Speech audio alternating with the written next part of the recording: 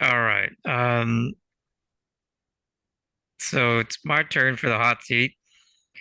How do you guys want to take advantage of it? Do you want to trade live, simulator?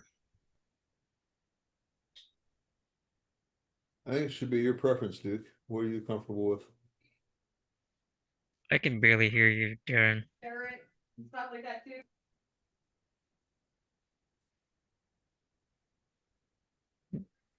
What was your comment?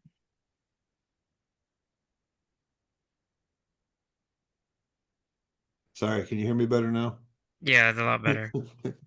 Um, I think it should be your preference. What are you comfortable with? Well, I can do either, the point is, what will help you learn. Like, let's go through training simulator and go through like a concept or go live and, you know, trade a certain way. What's y'all's preference?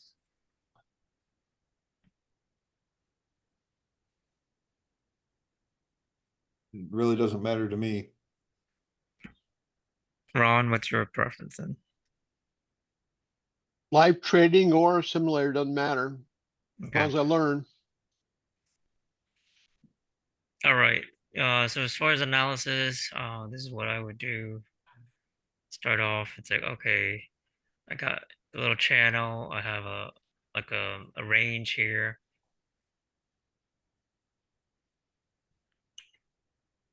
Seem to have my so right now we are oh, come on. We are retesting the daily open. It went down and then now it's coming back. Okay. So you can see the daily open is this white line right here. So what I would analyze here is that the last controlling candles is a sell-off. We entered the bottom area of this Bollinger, so the likelihood is coming towards this area. That's what I would think the market would do. So what I would do, this is a 1K account, trade point ones,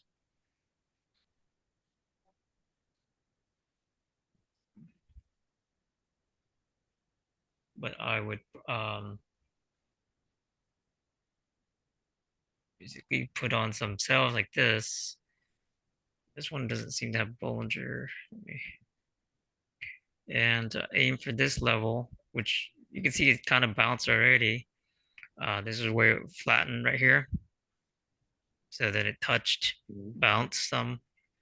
Well, if it's going to keep selling off, it's going to come down to this area where the body is, right? There's a last wick here. Y'all see that? Yes. Okay, so for here, I'm super light. So now that it's retesting this breakout right here, I can put some some scalps. The difference a snipe and a scalp is a scalp is just a few pips. Snipe is more of you go heavier. I don't want to go heavier until about the half mark right here in this area. And then I would want to save it in case it starts reversing. That this was a fake out. Okay. But the point is that this right here, dang it, come on. This point right here is my KPI for my sales is not working out. Now, let's have you try to explain why did I pick that level before I explain it.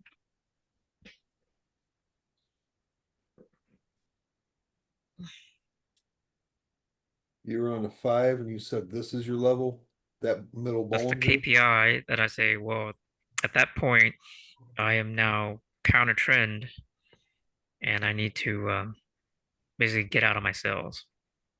Okay. Why would I pick that level?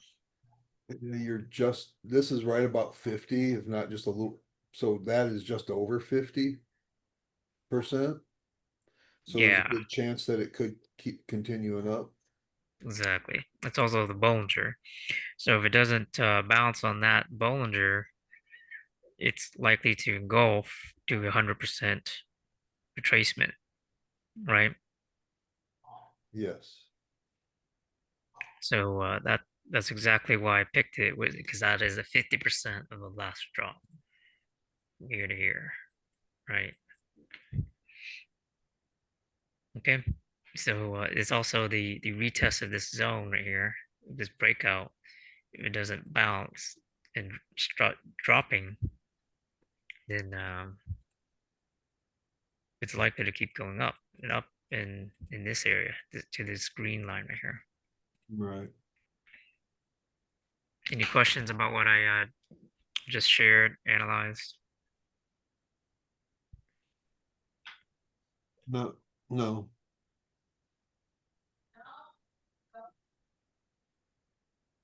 I see.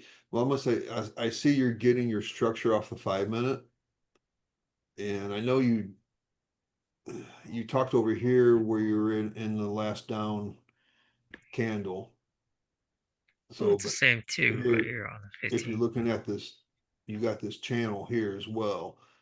So you'd be breaking that Yeah, exactly. channel as well. That's why you called that your, sorry to reiterate some of this, but I'm just trying It's to. good. It's good. Feel free to do that. That's Um, the whole point is okay, you're you need to see what I see in the market because then that's what helps you, right?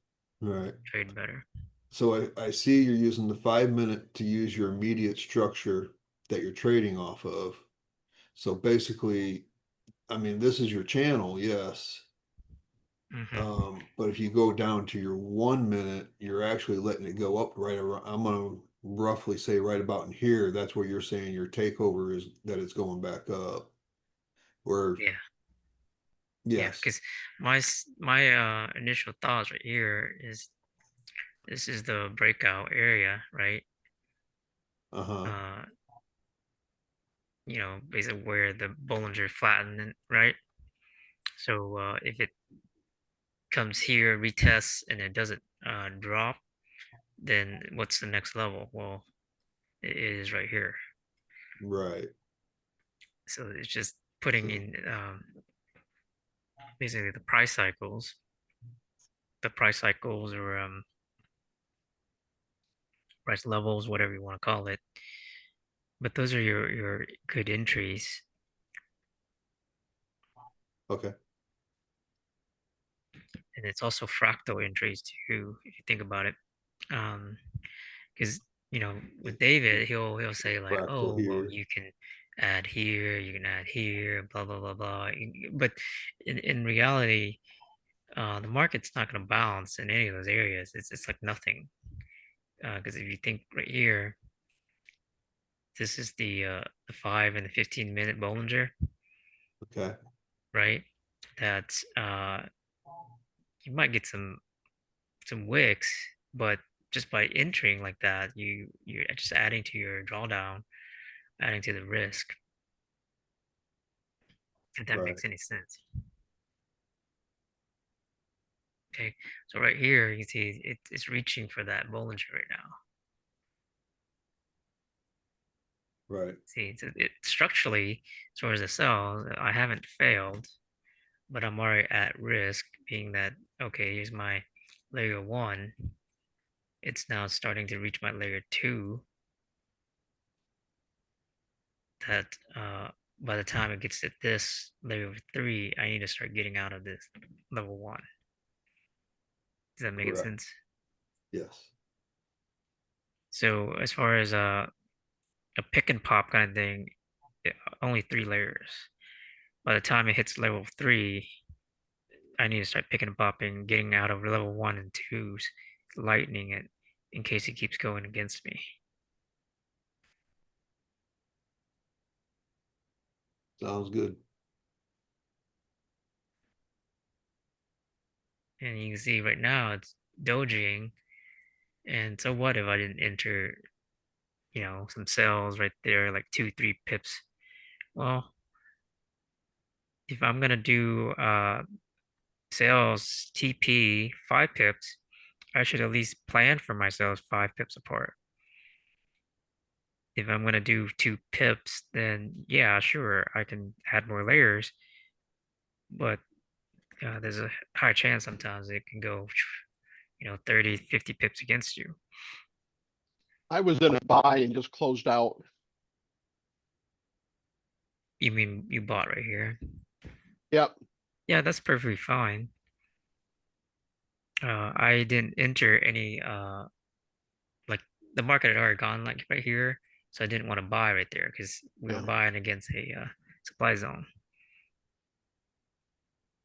Okay, so that's why I was like, okay, let me start my sales, being that based on this structure right here, that it came down past the daily open, come up, retest.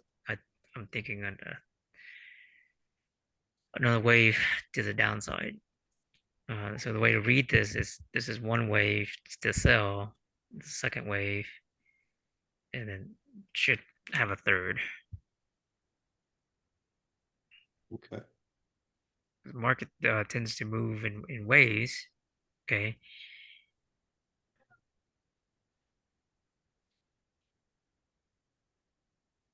Now And after that, also, I don't know because it's once it comes down to here, well, it's basically a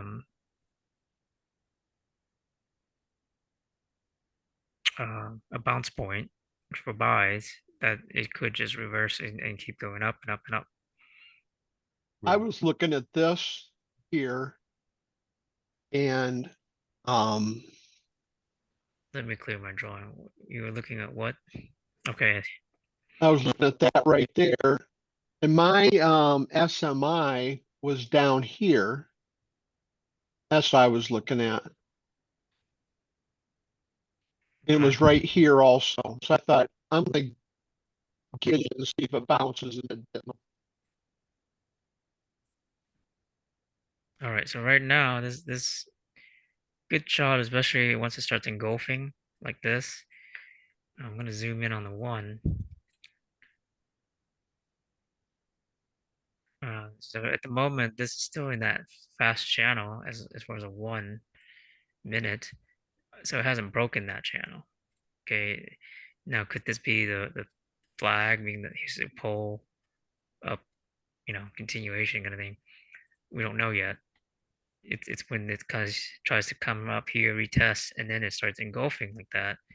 Then we know, well, I can get some scalps right here. So if it starts coming up to here and then it starts coming back down like this, then right here I would be adding some scalps for just that move. like And it is three a to five build pips. instead of a fade. Does that make sense? Right. Now I don't plan for those sales to go any further because if I do add as a build and it goes against me, I'm adding to the risk. But if it just continues down, then well, I already have my TPs around that area that I can at least start to bank some.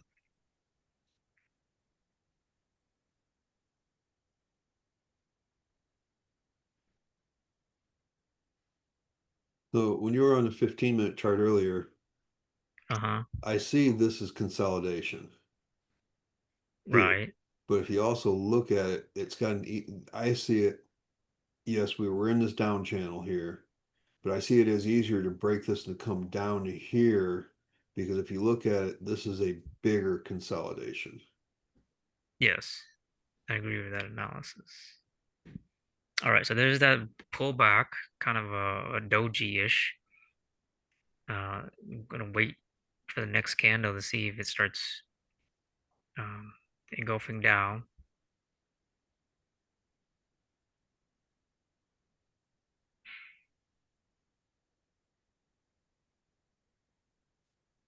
Well, it hasn't finished yet. Almost looking like it wants to sell off right there. right? All your But you can Bollinger see it's still Bands. doji up, so not yet. And my timer. Let's see here.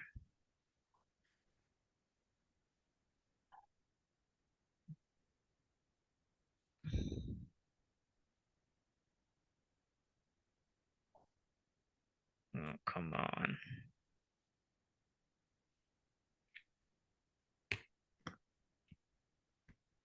Give me a second.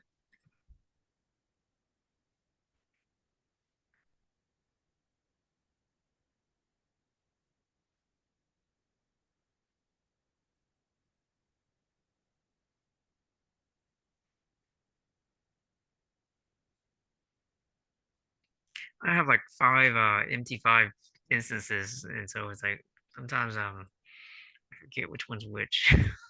Yeah, it's like one for Darwin, one's for my Coinex, one's for development, and one's for the like the hot seat like this. Right.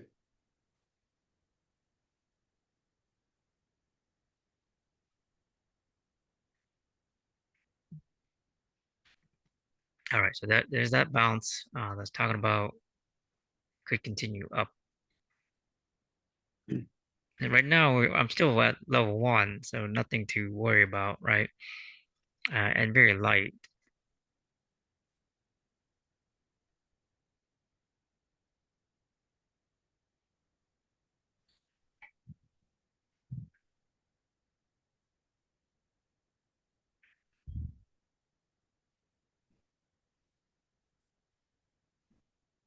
Oh, come on. Didn't add. There it goes.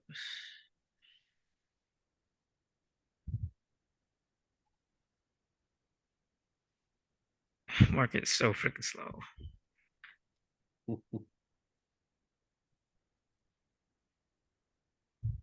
So on the 15, you can see there's still some room for it to come up for the Bollinger. So it could, like I said, it could be this area right here, because this is the zone right there.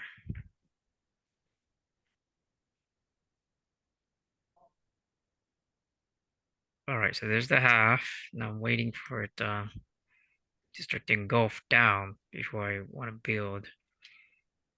So I got a question. You pick this as a zone. Uh-huh. Why wouldn't you pick this as the zone? Because it's basically your zones are consolidation, right?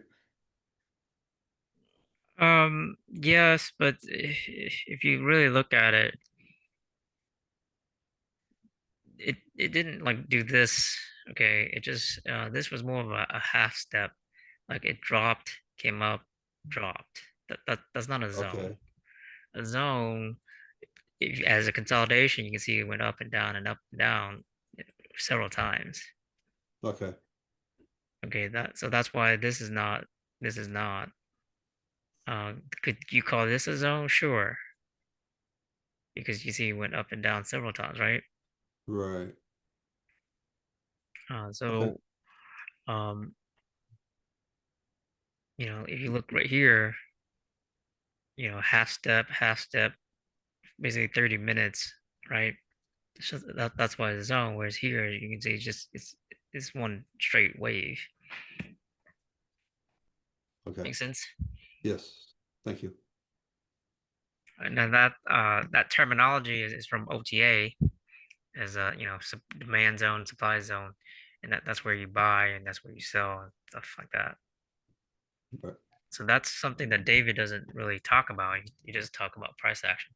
Now this right here is a good doji. I think I like that, so I'm going to add a few scalps. I only added 2, being if in case it goes up to here, then I can survive that drawdown. But if it comes to here, I should be able to TP some right there. Okay. Now, if I want to add and make more money, then what I'll do is I'll further TP, being like here, this is a 10. This is a 5 right here. And the breakout right here, 20, right? Or 30. This one's actually 30. Like that. See?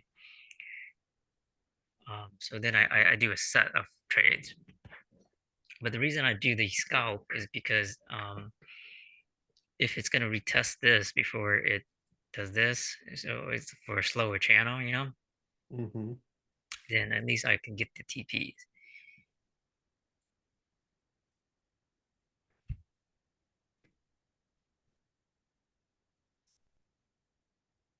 Now, based on the 5, it's a good pattern at the moment that it wants to sell because this body right here matched, and this one was a half. If this is a wick and it starts 2 more minutes, close down, that's it. It's starting to reverse. But if it starts doing like this, where the body closes up, like see, it's more of an engulfing. Right. Probably not done with that up wave. That this up wave right here might not follow this channel so much, but might, like I said, uh, being the bigger consolidation might go all the way up. Okay. If it is the M though, then it should play out like that.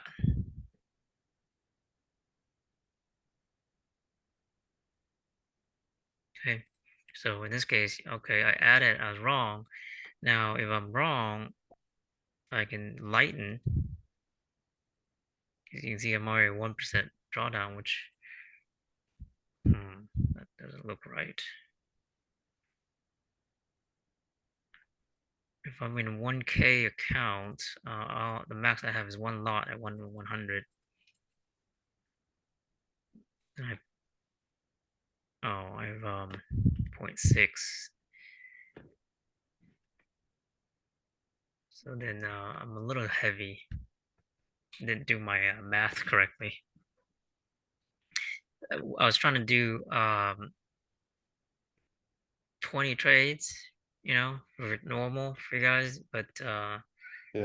here I have 6, thinking, oh, I'm light, you know, 6, but if all I have is 10, because 1 lot, right, divided by 0.1 equals 10 trades, and I'm 6 out of 10 already. I'm like, oh, damn it, I missed the math. Yeah. Well, you had added when it because you had this doji here, so you had added when it came down, expecting for that to Right, drop right. that point. So that it's part of the reason why we're a little heavier. Right. And so David would say this is bad PTP, but if it had gone like this, it would have been decent.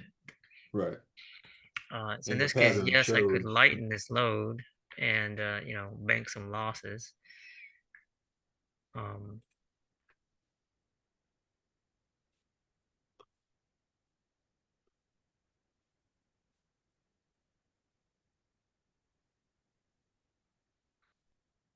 all right, so there's that 15-minute Bollinger right here. You can see it's crossing the 5-minute Bollinger, which means what? It's buy bias because it's starting to Right. engulf the body on the 1 hour. Yeah. Right, so right here, I'm gonna wait for this area to start selling, but Yeah. I mean, we're within the last 5 minutes of the hour too. yeah, So there's a good chance it could pull back down yeah. to the Bollinger. So I added some right here, started to, because it was at the 50. Bollinger Man. here. All right, so with that pop, I'm gonna add some more, and I should be able to get some scouts. But this is where it's basically level 3 now that I need to start getting out of my cells. start needing to pick and pop. Make sense? Yeah.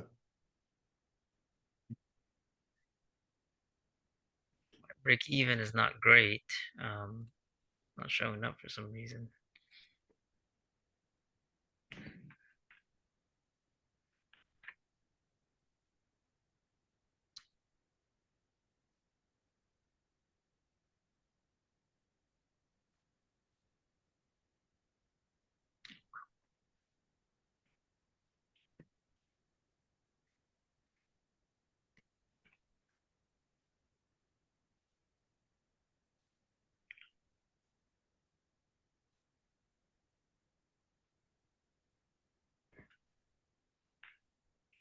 Seriously.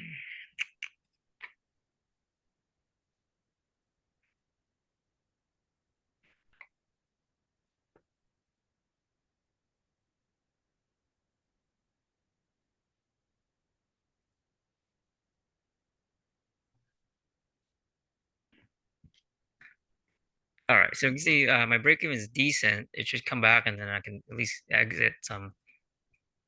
But so you can see now I'm maxed out. Okay, so Okay. and again, didn't mean to be maxed out like that. Is that's why I was like, once I saw the 1% drawdown, I was like, wait, this doesn't look right.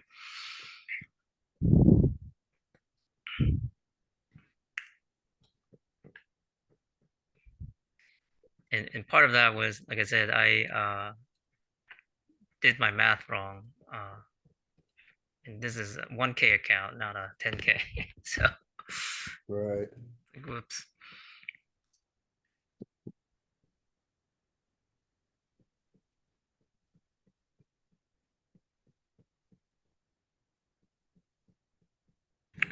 Anyways, the point here is when it comes to here, I'll basically get out of my trades, net break even, small loss kind of thing, and then start over.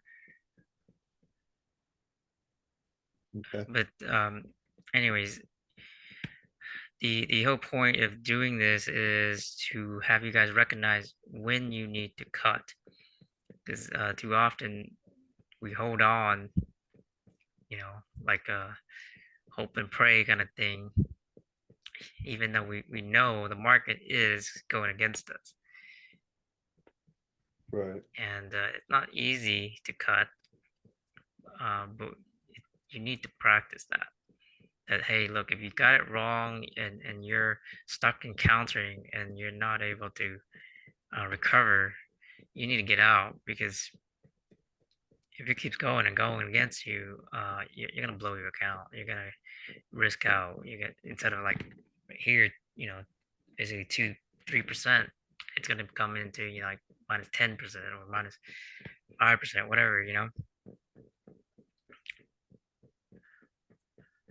If you cut a loss, let's say minus 2%, can you make that back in 2 to 3 setups or 2 to 3 days? If you can't, then you need to lighten overall and not be doing builds. Just like I said, try to manage level 1, level 2s, and if you get into your level 3, you start picking and popping. So that way, if you do it correctly, right? So let's say here was my level 1, here was my level 2, and then this is my level 3, right? By the time it pulls back right here, I'm out of my level 1s and 2s. That this is not just my level 1. And then if it continues against me, and I'm still sell bias, right? Well, now I have level 2 and 3 right here. I need to get out again. And right here, basically a snipe, being I load very, very heavy to kind of pay for some of the loss. And in that scenario, it could be 2 to 1 as far as a risk reward, but I could still profit as a whole session. Because the further the market goes in one direction without a pullback, the higher the probability is that you can get that snipe. And Right. this is what David does to make his money. He does talk about it, he just doesn't show it that way.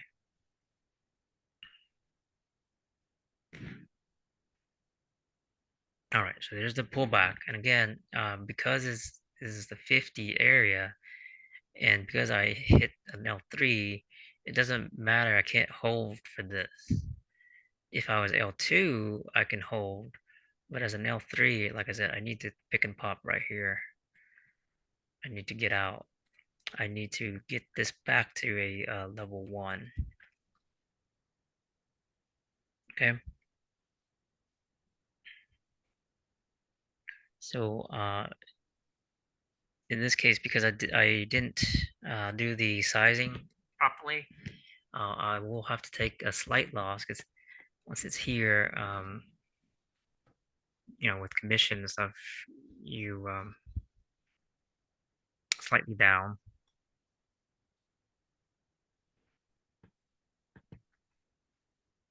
But I'm waiting for basically this Bollinger touch because this is an engulfing candle. It should come down just a little bit more. Now it is hitting this top zone right here, or pivot point, I mean.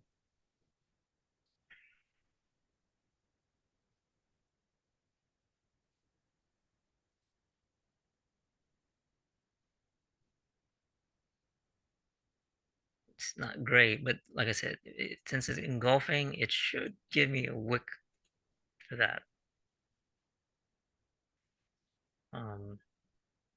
If it starts to come up like this, I'll just cut at the loss and show you guys how to make a 2% to cover it back, break even kind of thing. On the 15-minute, we're still okay because we're still below the Bollinger. The SMI is not great because it kind of wants to turn. Okay. Right. Even turning a little bit on 5, and we're above the Bollinger there. Yeah.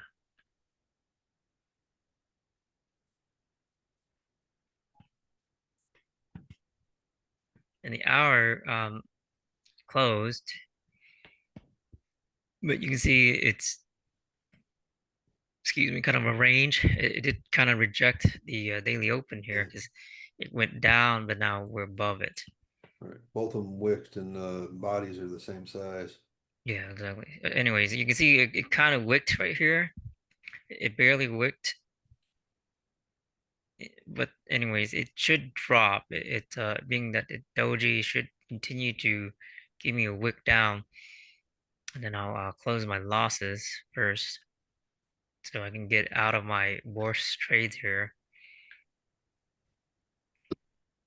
I mean, I can close all really, but what I want to do is try to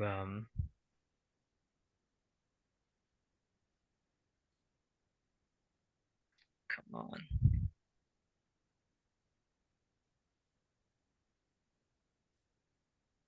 You see that? It wicked right there. You see that? It just barely wicked and not fast Yeah. enough. That was real quick. Yeah. Touch that 1-minute Bollinger.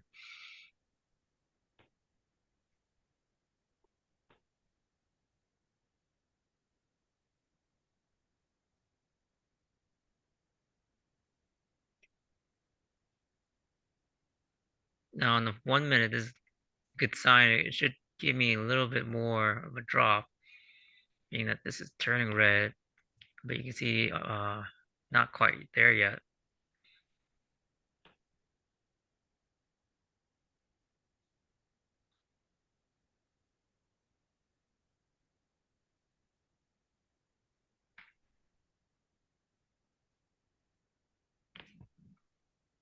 And on the 15, this is still going up, up, and up, up, and up. Let me see. So right there, that not good sign. Still wants to go up.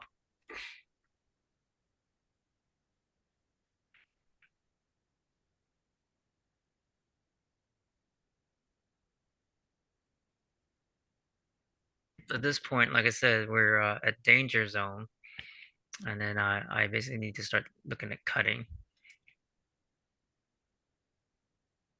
It's a little early. We still got 3 minutes left. It could just be like a wick, being that this plays out like this. But at the moment, not good, because this is the new hour right here, and it's already going up.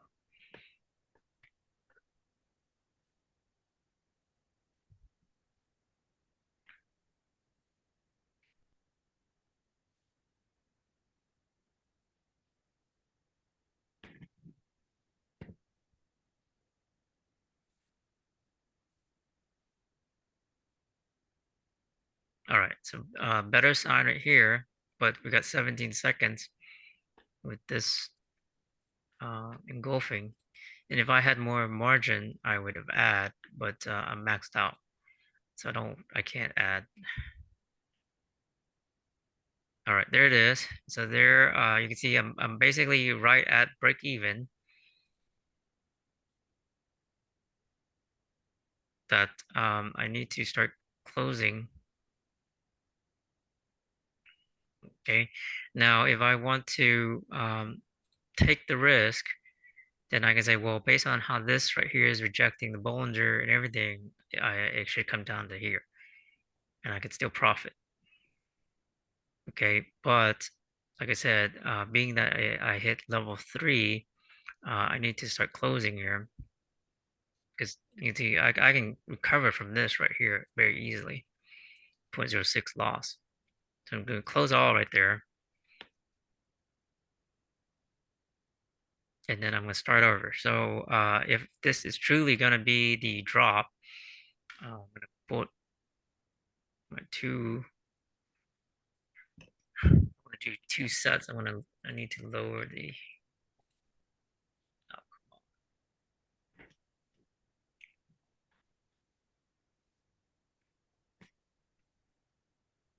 all right, so that's my level 1 as a set with 3 TPs, okay? And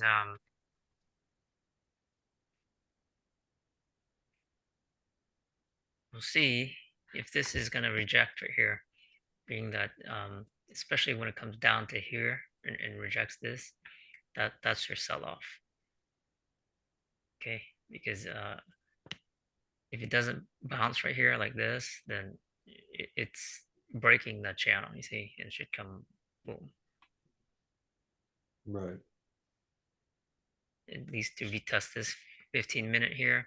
But if it's gonna be in the middle like this, it usually goes to the extents, like anytime Bollinger, like the price is in the middle of the Bollinger, it tends to go to the edge of the Bollinger, the extreme, I mean, like, so we're in the lower half, right? So it's, since it should go to here. Okay, so with that right here, it's engulfing, but it's early, 24 seconds, because you got that pullback half right here, right? Yeah. I'm waiting for a few more minutes, see if it's gonna give me any pullback, and then engulf again. If it does engulf again like that, then like I said, I would do a build for some scalps, for some T1, T2 right here, and then over here T3. Any questions there? No. You can see right now I'm actually 0.2 already. So if you're having a 0.25 goal, I'm like, man, that's way too easy. I can do that in my sleep, basically. Right. All right, so with this right here, and it never came back, and it's retesting right here. This is where I want to, like I said, TP some, especially the closer trades. Like this target right here is not great because, okay, so it hit the TP and it's engulfing right there. So I'm going to wait for a slight pullback. And the only challenge with this is this a exhaustion bar? Because if this is an exhaustion bar and it just pumps off, then I'll be in trouble if I start loading heavy for sales. Make sense? Right. But if this is truly the drop off, the sell off, like that right there, then I think it's gonna do this, and I'm gonna add some right here.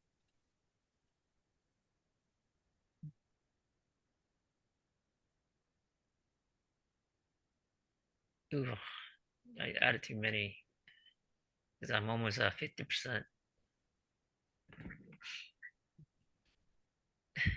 I was trying to be like 0.2, and then I didn't realize I clicked so many because I was thinking here 0.02, right? I clicked 10 times, I'll be at 0.2, and then I'm like, oh crap, when the hell did I get 2.47?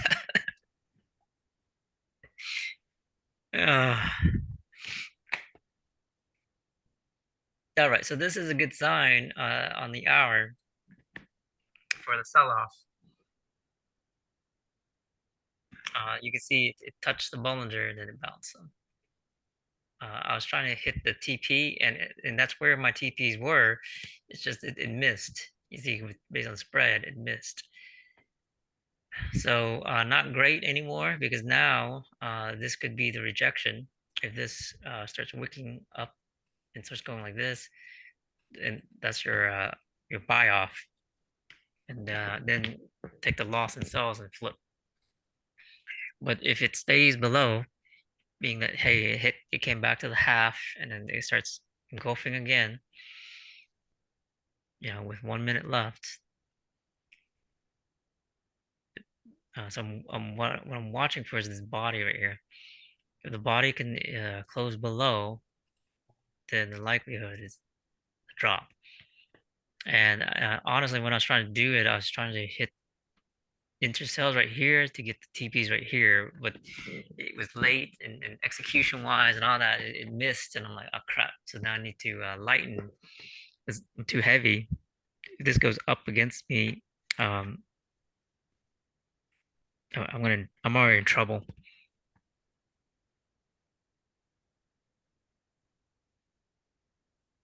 And again, I'm showing you how to build, which you might not be ready for. So you need to look at what I'm saying and filter out to how you want to trade.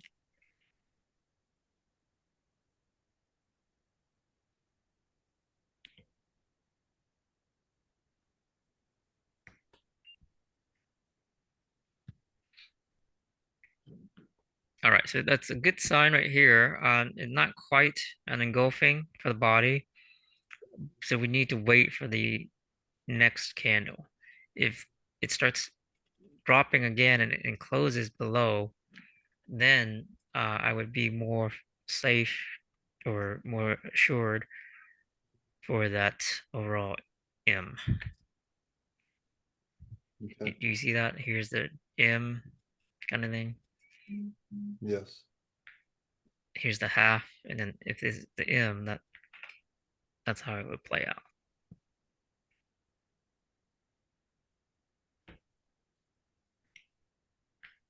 Again, like I said, if it does keep going up, and based on how heavy I am, I'm in trouble. It's better just to cut a smaller loss and reposition, reset, and make it up somewhere else. So the whole point of if you're heavy is that you have to cut if it goes against you. If it's not playing out, you have to get out, right? It's much easier said than done. All right, so far so good, but you can see I don't have any profits. Oh, okay, I have some. So I could pick and pop like this to lighten it, like right here, I could take off. Right. But if it's truly gonna engulf, I need to give it a chance. I need to give it basically 2-3 minutes right here. Because it closed like right at, you see, right at the bodies, right at the daily open.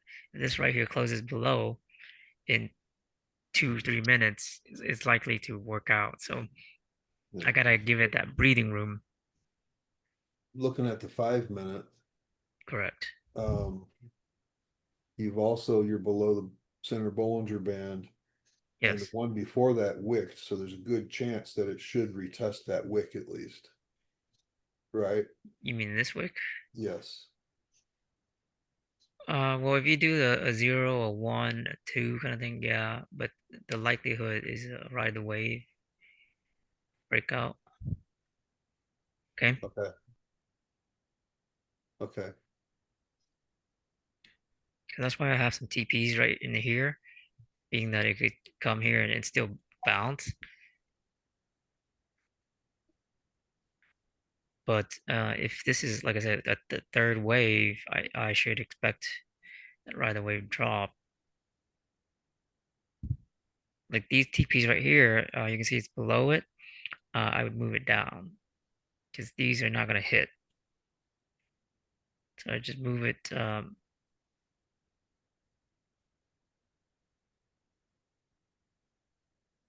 this is how you make more money without more risk.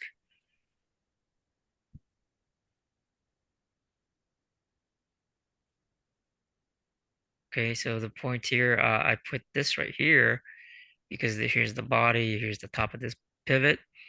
So it is like a T3 kind of thing, which is in the middle of a Bollinger, and then this is like a T4, being that it's the Bollinger flattening. Now a T4 you could put all the way down here, but I'm usually not patient enough. All right, so this right here right now is a good sign, and if I want to scalp it, I would put in some threes right here, but that's risky because I'm very heavy already, so I don't want to do that. With 43 seconds though, it's a good sign that my sales will play out. So ugh, I'm just gonna hold. Okay. Any questions? Not so far.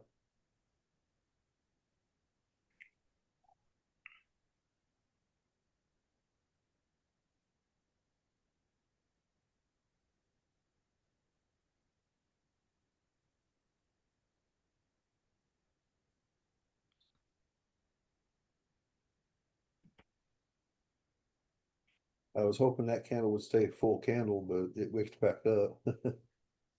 Well, the body is good because it's It's still still below the more than previous. 50, so likelihood is still gonna drop Right.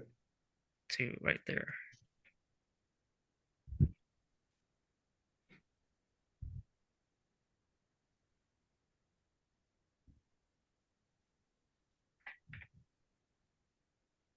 If you look at the the first half of this, it should play out because the 30 is where the next pullback should be.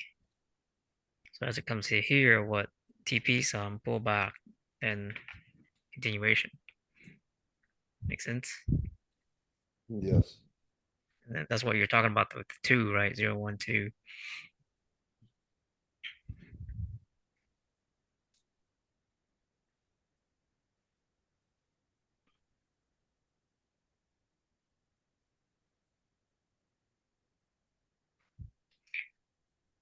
So over here, I would have been in some buys, but I would have been only buy scalp right here to sell off like this. Um, and then right here, um, I was trying to go for this TP that Mhm. I didn't hedge buys, but I did try to TP it so that I could recycle right here. Right. But again, I added too many that I didn't have a chance to recycle. If I was lighter, I would have added that pullback right there. Because if I was like 0.2 right here and then right here, 0.4, I would have been fine. But I'm already 0.47, which is almost 50%. You know, it's a 1 to 50 leverage. That it's like, well, no, I can't add. If that makes any sense.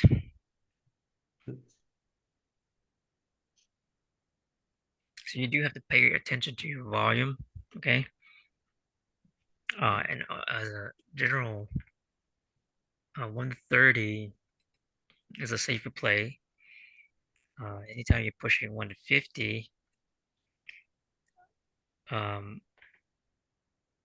you know, you can basically margin out if you're gonna hold drawdown kind of thing. 30 pips will likely you'll start losing big. Right. And if you go, you know, like 1 to 100, sometimes it's only 10 pips against you kind of thing. So you've got to be careful. And the more leverage you use, so let's say you're 1 to 500, all you really have is like maybe 15 pips against you. That's why I say don't do those things. Right. Um,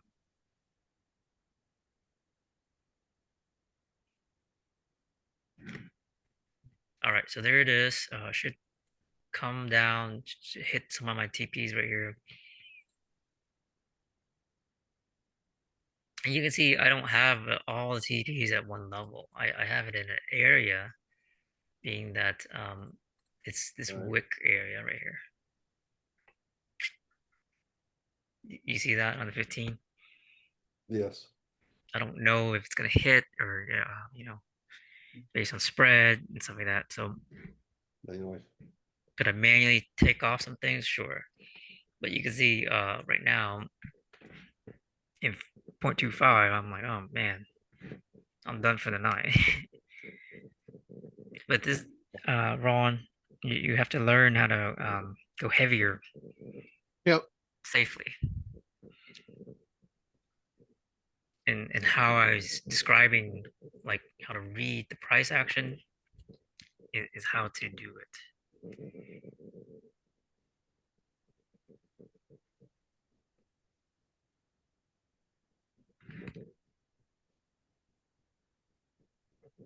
It's freaking slow. I'm like, come on, just like 2 pips and then barely moves. Right.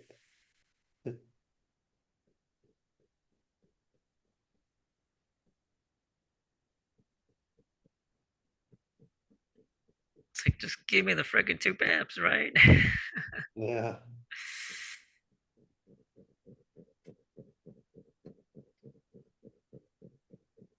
Might get it.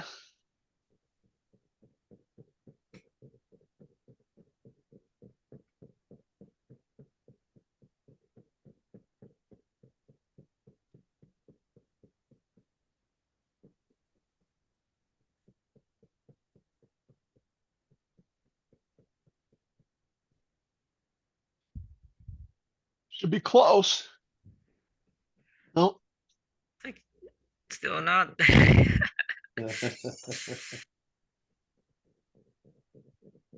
Brian.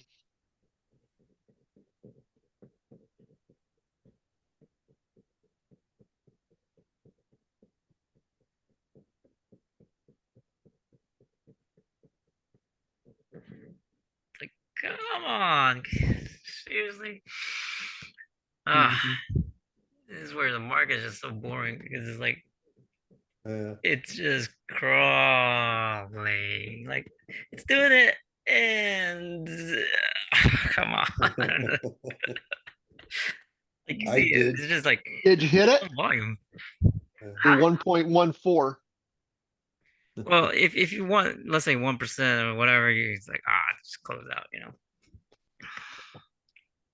I did lighten mine I had a couple that were like 1 pip in, Mm-hmm. so it's like barely profit. But Right. just to create to minimize some of my risk, I went ahead and took those off, Good. and one that Good. was just a little bigger. So I mean, the name of the game is really risk management. Okay. right. I get too impatient. I gotta learn more patience. You and me both.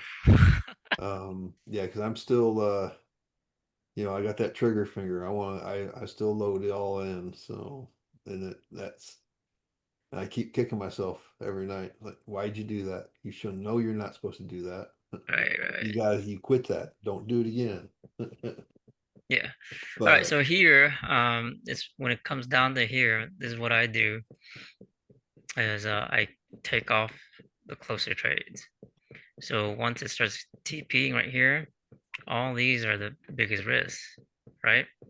mhm, So I need to wait for it to give a little bit more, like so 20 right here, 20 points. Uh, Basically pay for the commission. Oh, come on.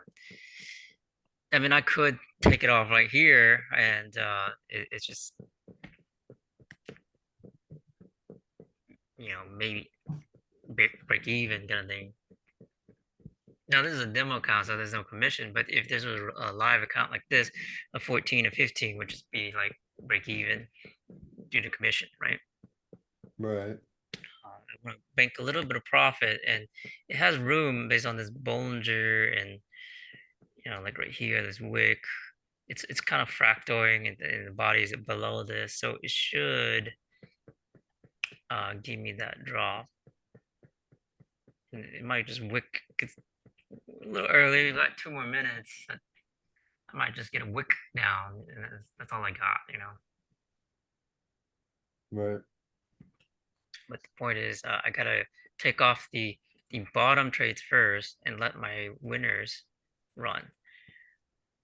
So being that this was like my level 1, my level 2, I would just take off most of these and leave the 2. But I need to lighten.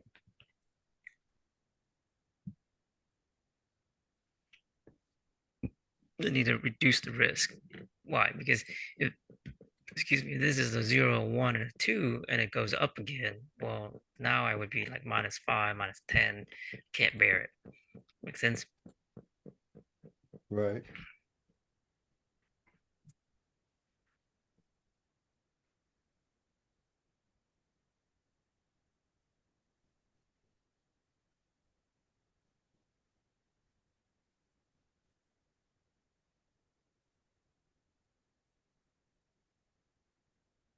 And it's like, come on, so freaking slow. All right, doji twice, not great sign. And it's at the 30, which could pull Be back a little reversal. bit. Yeah, So I do want to take some, not my best ones, but at least the middle ones like this, the scalps right here. I need to take some of these off and pay for some of these. Gonna do like a mini pick and pop. Like I said, I gotta lighten this in case it goes against me. right. And what It's not the as much hell? profit as you wanted, but you're still a little bit of profit you're booking and getting rid of your risk. Yeah, but now I just went. I Now you hmm, manage your volume. Yeah. I took off a lot more than I realized. This again, I don't know. Something's weird.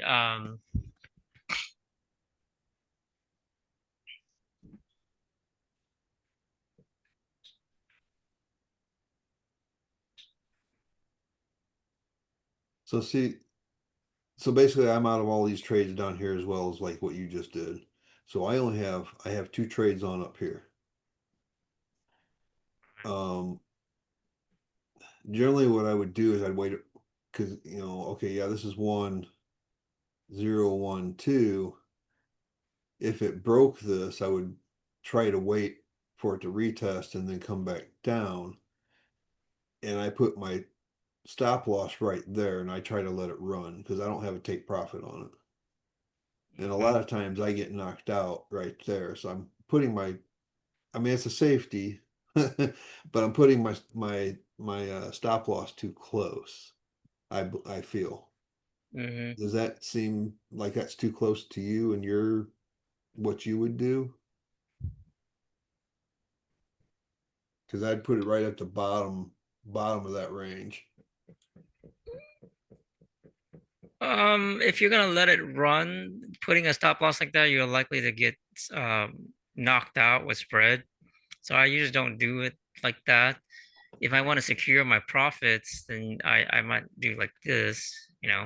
On top of that But you can little see range. basically it the sell off that boom, it got knocked out, right? It retests half of this. Yeah. And it might come, like I said, all the way to here. So again, I only got one right now, and I got right there, so I can afford to add now for the drop as a set like this. Now this TP right here is a 5, but it's like a nowhere. Well, as a 0, 1, 2, 3, I don't want to set that, so I would pull it down. So like right in here. Okay. Okay, Roughly about where the middle Bollinger for Band a would be there, fractal, yeah. or the bottom Bollinger Band would be Right. And when it so comes down. I can afford to fade it to here. It still is at a level 1. This one right here would be my level 2 because I'm much, much lighter. Okay.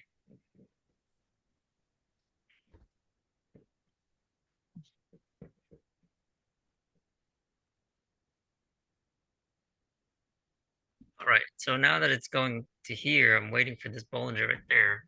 If I add, and you can see it's basically retesting the daily open right there on a 5, kind of wicking, you see. So I didn't add the wick because I already had some right here. I was trying to spread it out that, hey, look, if it comes, makes sense. It Hmm. kind of depends on how much you add for fade.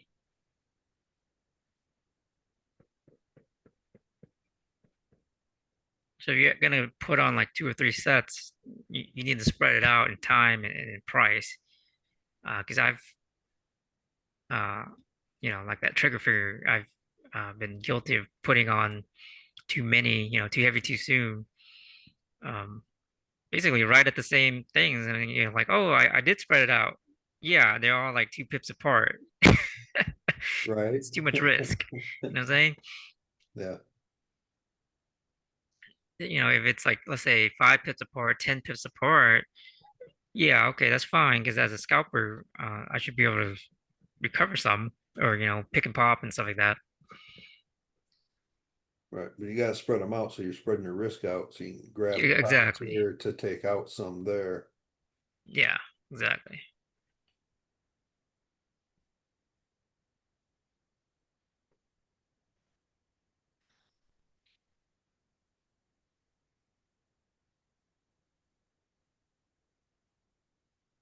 Again, like I said, the market is just way too slow for me.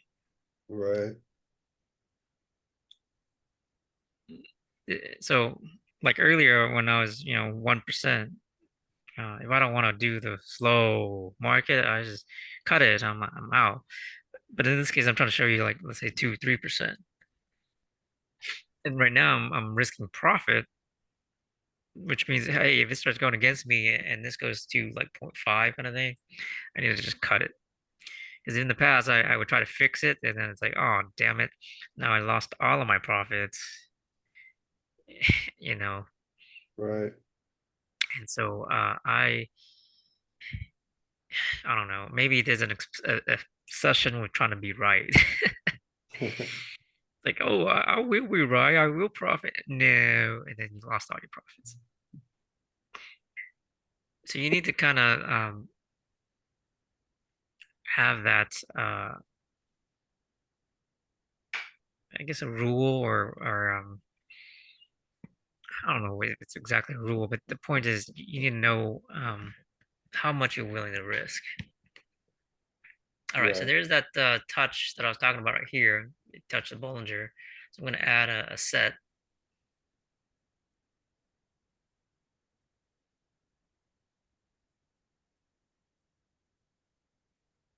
Again, I'm going to drag my TPs down further right away. But on the 15, you can see we're at risk of a up wave because this is an engulfing candle. Okay, it is early, being that it could just be a wick. Okay, and again, we haven't broken the channel. We've not broken this channel here. But if it's based on the channel, it should third wave right here drop to touch the bottom of that channel. So I still add it, but you can see it can come out to here, and now it's like, oh, you got a risk of a W. Right. Now, am I overreading this? But if you're looking at the 15, okay, you had this up candle, but then you had 1, 2, 3 down, one up candle, and then it hesitated, and you had 1, 2 down. Now you got 3 up candles though, so that's telling me we're starting to turn towards buys. 1, 1, 2 down candles. Possible. I don't know yet. I mean, does that kind Okay. of make sense, or am I overreading that? Do you think? No, it's perfect analysis because I mean, in one candle, it took 3 to overpower, right? But what I'm trying to get you to realize is here's an up wave, here's a sell wave, here's an up wave, here's a sell, right? Yes. Which you see that on a smaller time frame Right. easier. Yeah. So if this is a third wave, what I'm trying to play for, as far as my setup, is like that. Right.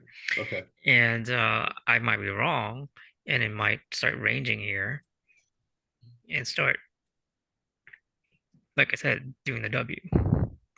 Right. So that's why it's important to see both sides of the market, saying, okay, well, I can profit in sales if I know where to properly load. That even if I got it wrong and I started loading some sales, I can still profit. And like I said, if this keeps going against me, I'm going to cut at 0.5. That I'm Okay. going to ensure I have some profits, not lose all of my profits. Instead of trying to fix my trades, I'm just going to cut.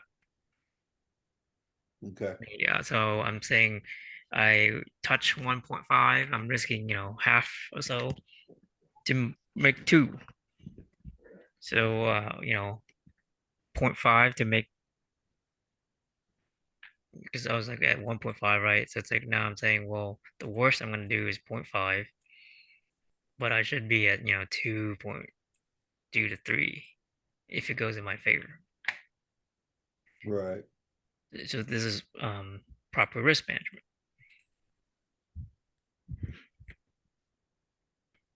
Now, what was my max risk? Well, it was around 3. And again, that was only because I got my sizing all wrong and switching accounts and all that stuff. Right. And that's one danger with trading multiple accounts as you get your sizing wrong. And that's why I have my MT5s. Each one is a different one, so don't mess with my panel. Unfortunately, like I said, I couldn't remember which MT5 session I had.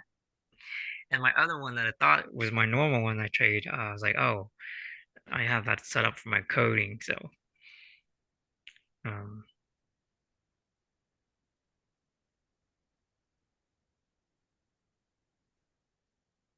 in this case, I'm trading a full 1 to 100. In Darwin, I teach you guys, hey, well, you can't go more than 30 anyways.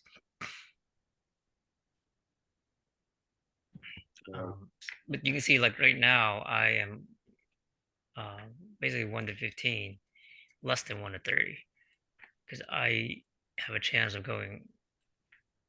I have to fade to fix it. Make sense? Mhm.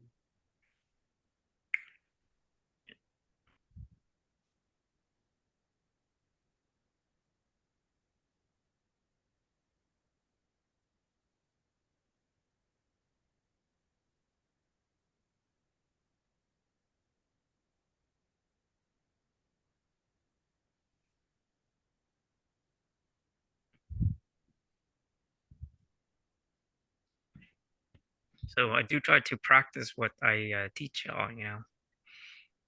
Um, Right. I still find that I tend to go too heavy sometimes. So.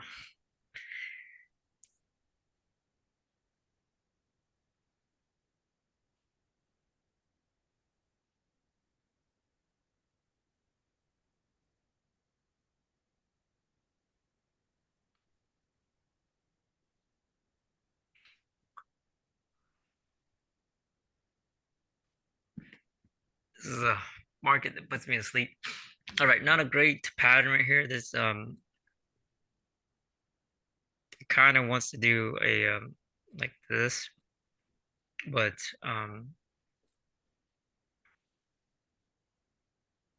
1 minute left.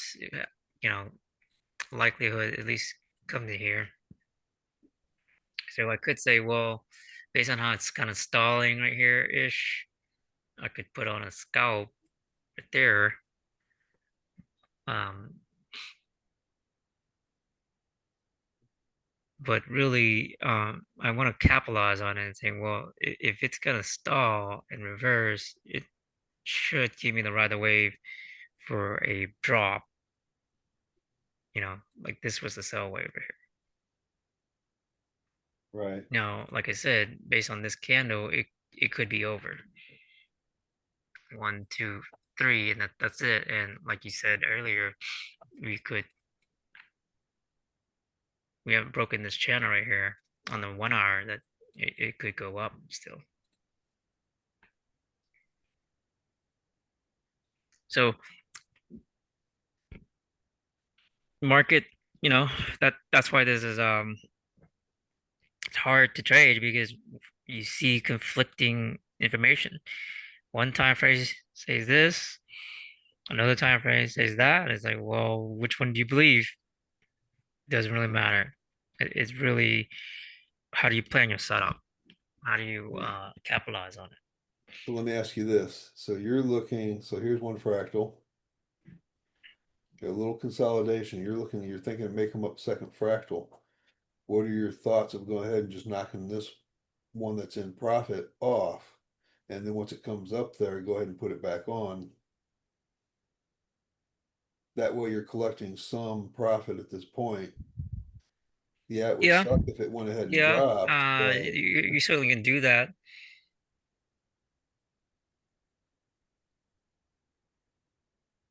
That's a very valid point. Um, Now for me, I already have enough profit that I'm not gonna do that. Okay. So the point is if this goes in my favor, I want it to go. And if it starts coming up to here and I reach 0.5, I'm just gonna cut. I'm not gonna add anything. right? That's the difference. So if I was trying to keep going for building for the next goal line kind of thing, then yes, what you just said, I probably would have been doing.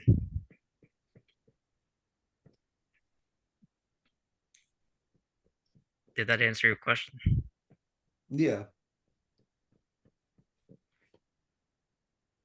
You see it's kind of starting to turn. It had a red candle, but this looked more like a spread right here because it hasn't moved. Right.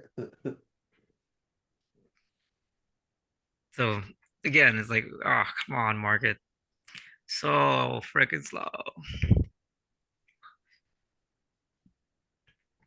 Anyways, the other thing to look up for with channels, excuse me. So with let's say ranges, right? I mean, you could call this a zero, a one, a two. Was this a three? Or do you call, like basically Yeah. this is zero, a one, a two. It's hard to do those kind of things, Yeah. because it's kind of subjective. There's no clear cut thing. Right. All right. And with trend lines, Or if here, you call how this would a zero, so let's say this is a one, this is a two.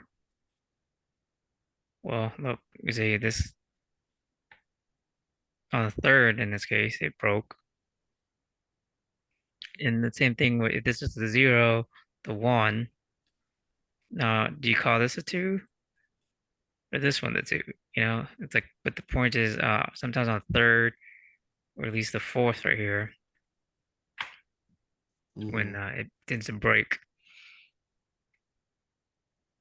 Okay, so you can say on the same on the opposite direction, saying, well, look, this is a one, sorry, or like a one right here, like a two, likely to bounce, and then if as a three, it becomes a faster. But what I'm trying to play out here is the faster channel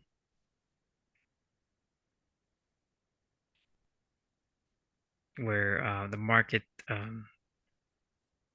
like exponential, right? Mm-hmm. Makes sense.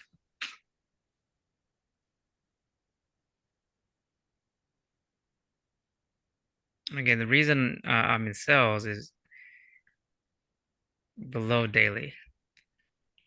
So if it had bounced at daily and then it's going up kind of thing, I would be in buys. Okay.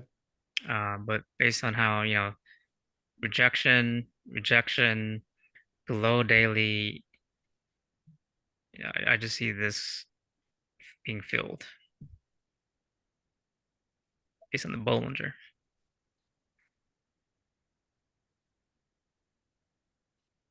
That's the play out that, hey, look, we're, you know, doing that. But again, I don't know what the market is going to do. Right. I'm just saying this is We're my just trying to setup. follow what the market's doing. Yeah, you've got to be reading what the market does and not hoping and praying. Right. Because if it's not playing out, you gotta get out. All right, and so there it is. There's a drop. It took forever, much longer than expected. But you can see it hasn't even engulfed, so it's like, ugh.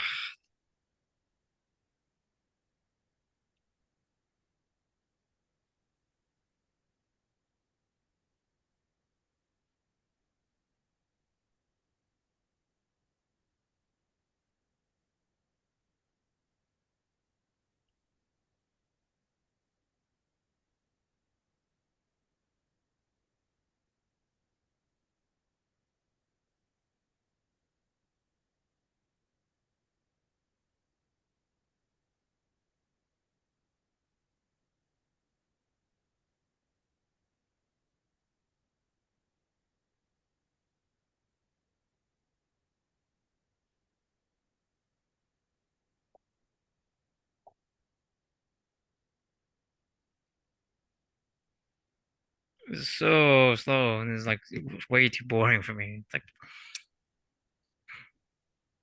and honestly, if I was trading like not in a trade room like this, I probably would have just earlier 1.5 cut kind of thing and gone to bed Right. because it's just way too slow for me. Yeah, I've noticed lately I think trading is the spread drops about 6 to 6:30 and you can trade it's been fairly volatile till about 7:30 or so.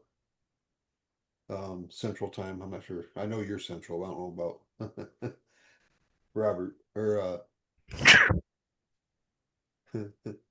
but Ronald. Uh, but yeah, then after, about 8:30, it really does start to die off. Yeah. But that's where you have your drifting market kind of thing. Right. All right, so they're starting to look good for the sell-off. But again, it's just testing the half of the last up. So we won't know until it reaches that point.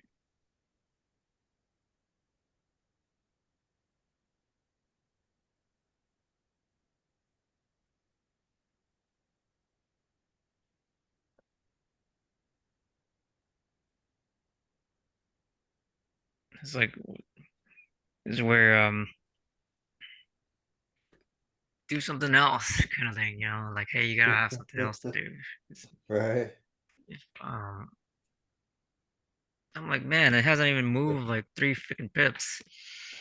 With 5 pips in, it's like I can't even scalp something. It's so boring. That's why I just packed up my work laptop so I wouldn't put it, because I was getting tempted to add some more, thinking, okay, this is going to drop. No, I can't No, do it. So I I mean, got if you're up light and enough, you can afford to. But if you're no, I'm halfway in, so I'm done. okay, don't add that because what happens is, well, what happens if it pops against you, and now it's like, oh, dang it. Right. So that's why I got up, walked around the office here, and packed up my laptop, and I gotta go back to the office in the morning. So Hmm.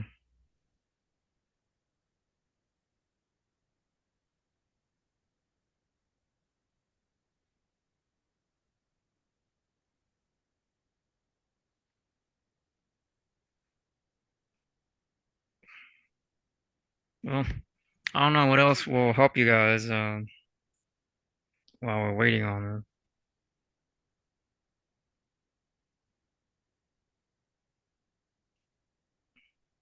All right, so not so good for sales anymore. See that? Starting yeah, to engulf up, kind of play continuation. right.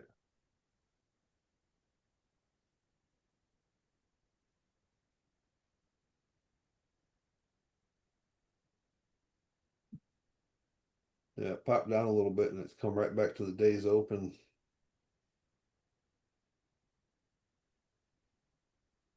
Yeah, They won't. It doesn't want to make a kind of that decision yet. consolidation zone is like it doesn't market's not making any decision. Hmm.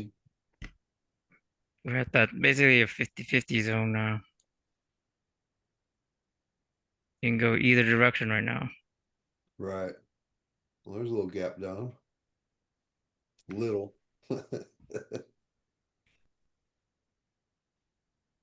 That's kind of like spread right now.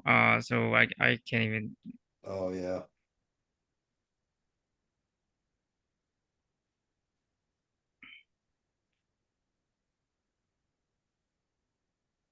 because there's like no volume that what I've noticed is that it's just spread is what it is. Right. All right.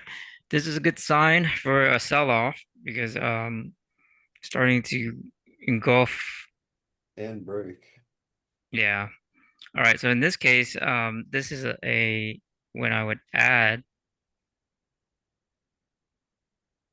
and go heavier because I'm saying, okay, I think this is it.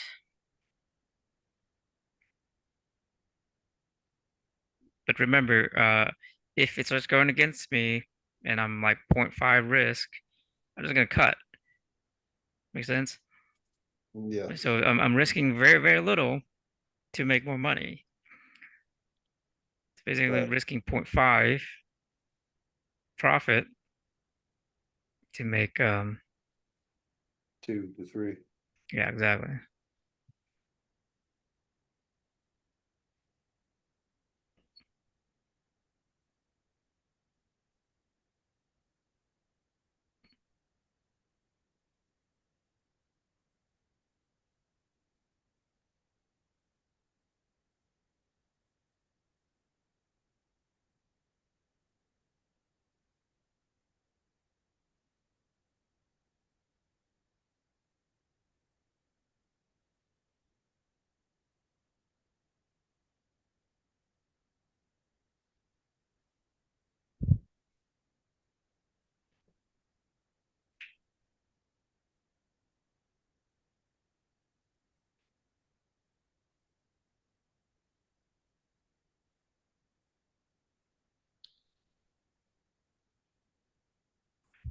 It was a good thing that you didn't take that top trade off like I was talking.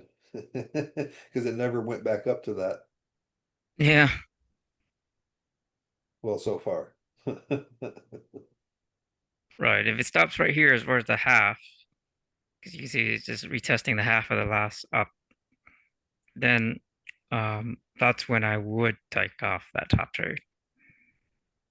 Right. But really, I gotta lighten because I'm too heavy. I'm for it to go against me.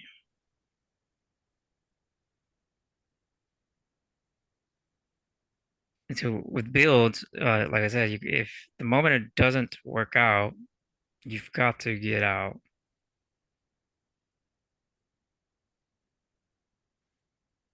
And so what's your tolerance? Well, sometimes it's too fast, and you basically will take some loss of 5 pips because you got your spread, you got your cost of commission, you've got the pop against you kind of thing, right? Right. Yeah. But you can see it's working out because at the moment it's starting to engulf and it's starting to do the rider wave. The only danger is fake out. Right. The market wouldn't do that to us though.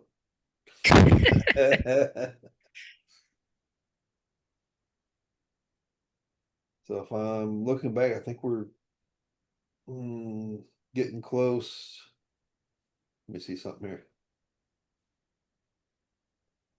To roughly the 25% too. That's this dark red line right here. Oop, Uh-huh. that's also the 25% from the daily open. Hmm. Good. Yeah, good analysis. It's basically where market's reaching for. Right. Which is roughly the bottom of this, probably somewhere right in here. Right. And if you can find the multiple correlations like that, those are your TP areas, those are your add point areas. So let's say if you are on the wrong side of the market, well, that's also you know, as sellers take their profit, then that's where buyers should enter. Right. That's the point of seeing both sides of the market. If you can't see both sides of the market, you're likely to risk out more easily, likely to lose more easily. Now, it's not easy to see both sides because most traders, especially amateur traders, are only looking at one direction. Look at that. It might be failing right there Hmm. because it didn't play out. It didn't continue even to the lower point. Right. This is the first minute of the hour, new hour also. Mm. And then that kind of makes sense because at the top of the hour, new traders, new volume kind of thing, Right. slight pullback. And, in this case, in some sense, what I'm praying for is it continues to drop. Right. Now, if you look at the hour chart, that candle did more than engulf the candle before, but Right. got a fake out like you were talking earlier. But Well, on the 15 is just a half step, like I said, and it hasn't engulfed. So the sales pattern is not yet confirmed. And if it starts right, engulfing up, the up wave might be starting. right.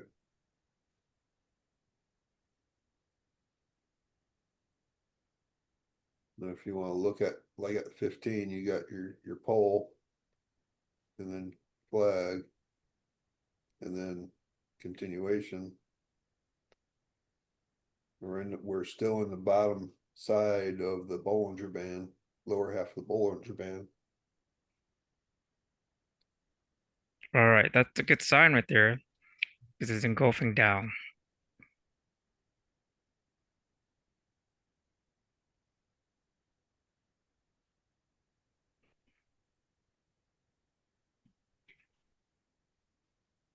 And so this was where if you want to risk it, You'd want to load in and keep going. then you load in some more. So I'll say, well, based on this working out, playing out, I'm going to load up to 0.5. So can I, so when you're saying this is a good load in, that's because you have this move, it came back to the 50. Now it's coming back, it pulled back, and now it's testing that 50 again. So that's more of a confirm that it should push through, right? And that's why you're low. Right. It's a more chance, more probable of a engulfing continuation, and you got your basically your mini fractal like this. Right. So Okay. if I load right there, I should have enough for some scalps Right. that, hey, I can still, and then based on the three as well, right? 0, 1, 2, 3, and it's it's failing the daily open. I should get a drop. Should get Okay. my wave, my fractal on a bigger scale that I can TP with little risk. I'm gonna make high profits with very little risk, and it's these build points. These are snipes. This is what I had to drag out of David to learn the snipes, and he was like, "Well, after confirmation," and then for me, I kind of snipe as it confirms, and not so much after it confirms, Right. because yeah, it can close down here and then reject. Right. So when it rejects, how quick do you get out? Do you get out here? Or do you wait till it comes up to here to get out of these? Well, it's this is gonna go down very, very fast. Right.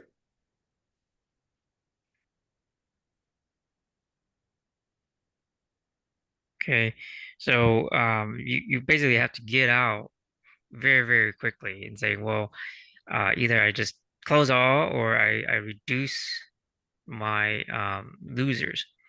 In this case, if I reduce my losers, I'm going to be banking losses because of commission and stuff like that, right? And because I'm Right. really, really heavy, then what I would just do is I would close all. So in this case, I load it heavier to make more money. You see, now, Right. well, I was 3 - 3 and I'm +2. Yeah, not quite 1 to 1, but it's still good trading. And Yeah. then if it does do my fractal like this, then I could be +3. I could be 1 to 1. Is it making sense? And so like Yeah. right here now, as it goes in my favor, well, look, I can lighten all of this. That if I added a bunch right here, I could Take off those lowest profits so take everything can off move. exactly. So if I'm 0.5 right here and I'm like, oh, but I don't want to risk it, then I would TP right here. But I'm gonna hold because based on this drop off, based on how it's stalled and very little volume kind of thing, it should fractal channelize here. Right. Because Okay. it's Yep. based on how it's rejecting, you see the body is rejecting. It should give me, oh, come on. My computer just froze. Uh-oh.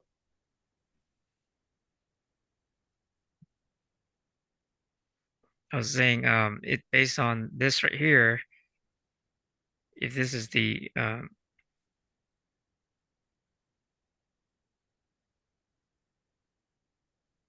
if this is the average body kind of thing, it should fractal to, you can see, to the basically hit the Right. bottom channel.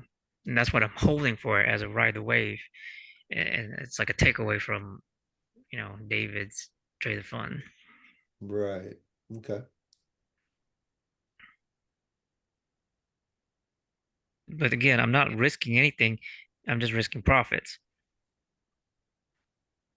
So the Right. moment it starts faking out, not working kind of thing, I'm just gonna get out.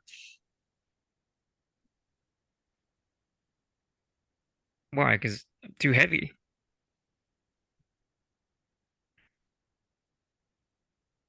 If I was lighter, I can, bear the drawdown, but I'm heavy. I'm a 1 to 50 leverage. Right. That's I don't have any room for drawdown. Does it make sense? Yes.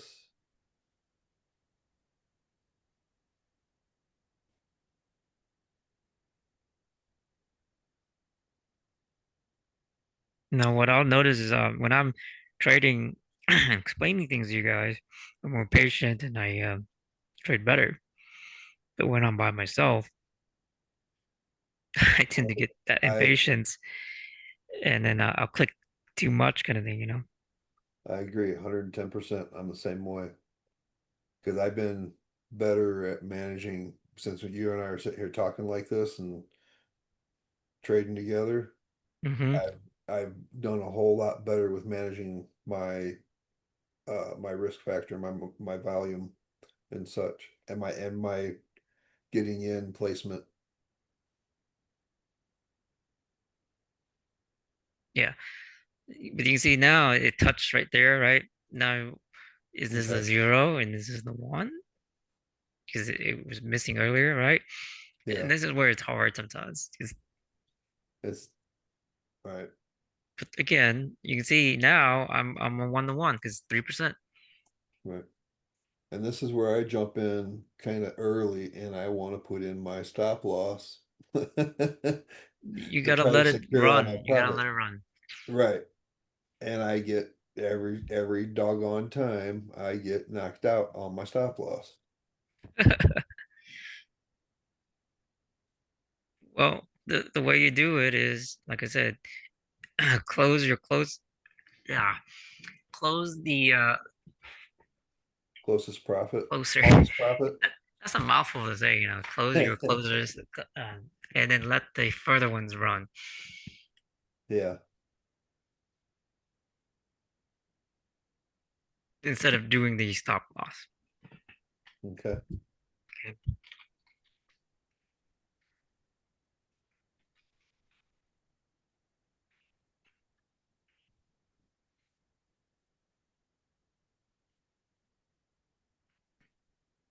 Anyways, when I'm trading, it's like, man, I can get the goals fast, and when I'm trying to guide you guys, it's like, oh man, it's way too slow, and I'm already So done with my see, goals, and you guys are still like, right now like, you're proving your point, what you were saying earlier. You get impatient, you get in heavy because you're all alone.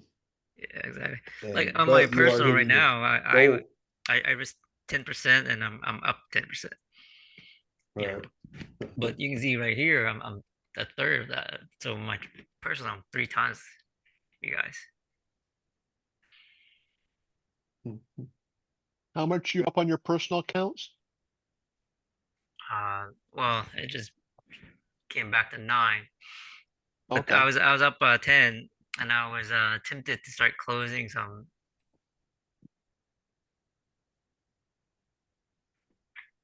but I'm holding because this is a engulfing that it should yeah, it kind of touched right here, but it already did it. If you kind of look right here, it already did it once here. See, so this being the second time, it should come to the bottom of the zone and right here based on the Bollinger. But it would take it might take 2 hours to get to here. Right. But see, now it's like, well, should I have taken the profits and stuff? Whatever. But anyways, the point is, if you wanted to take it, like I said, as a 0 1, right? Then that's how you have done it. And you got to be careful now because look, on the 5 minute, it might be starting to engulf. It is a new hour, okay. But again, this is more of a, if this was your breakout uh, retest kind of thing.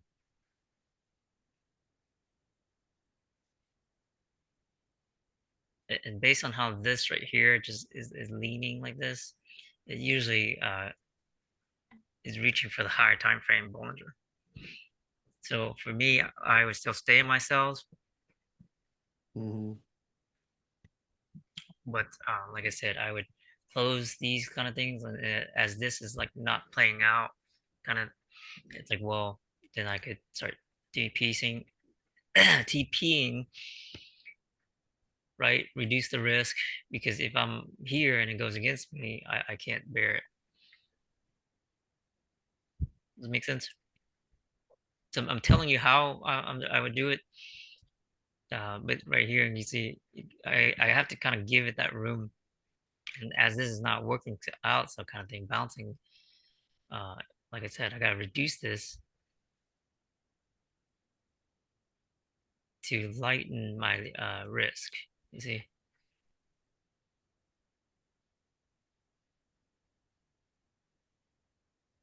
But as it comes and starts engulfing kind of thing, then I will, what, just hold on to it. Is it making sense? Yeah.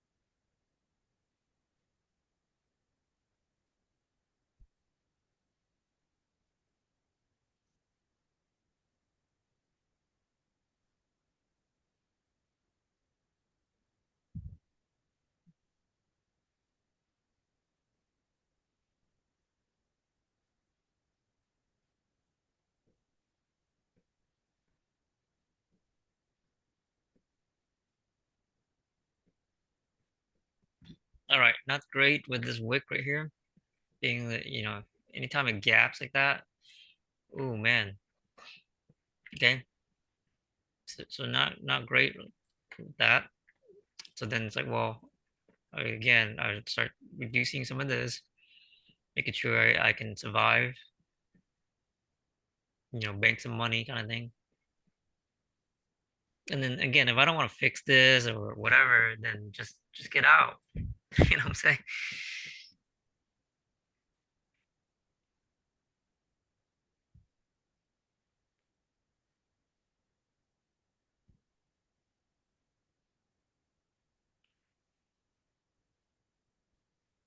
Now your live trading accounts where you've made 10%, what's the leverage on those accounts?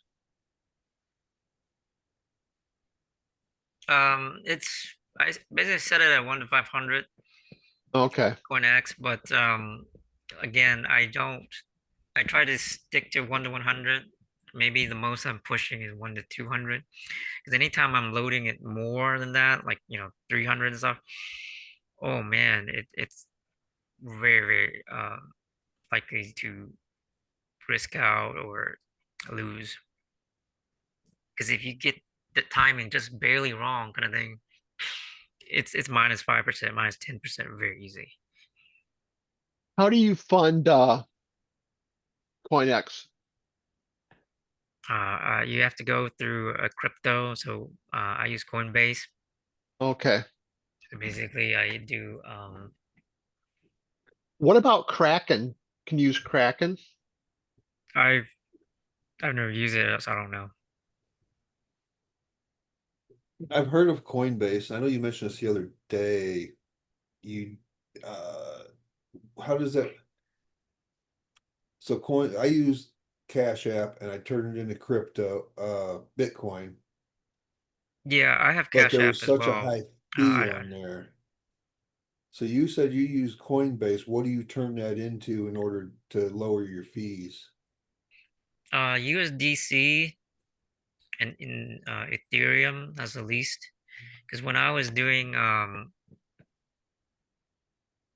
Bitcoin, I left or lost a lot in the spread. So let's say I was doing a $500 account, right?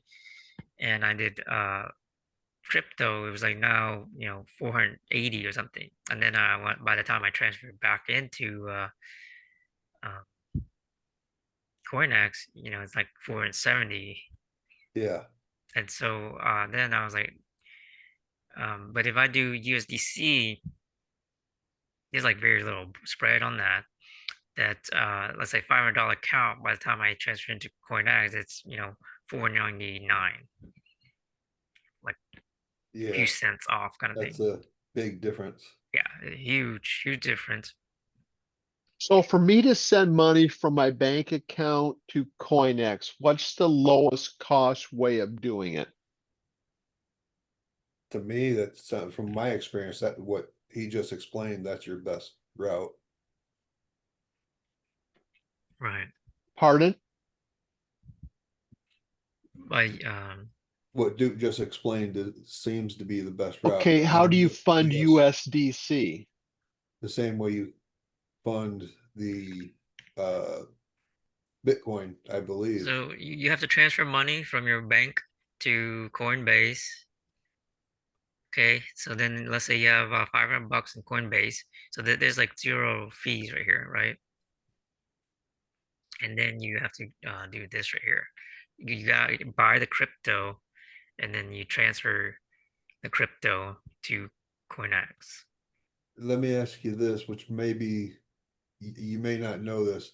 So like I'm using Cash App, Ronald's mentioned Cash App. Do you know, can I buy the USDC Ethereum through Cash App as well?